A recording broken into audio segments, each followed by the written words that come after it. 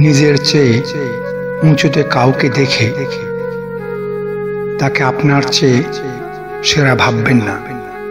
উঁচুতে কিন্তু পচা মাংস খাওয়া শকুনও উড়ে বেড়ায়। নিজের চেয়ে নিচুতে কাউকে দেখে তাকেও আপনার চেয়ে দুর্বল ভাববেন না। নিচে কিন্তু পরিশ্রমী আর একতাবদ্ধ পিঁপড়াও হাঁটে।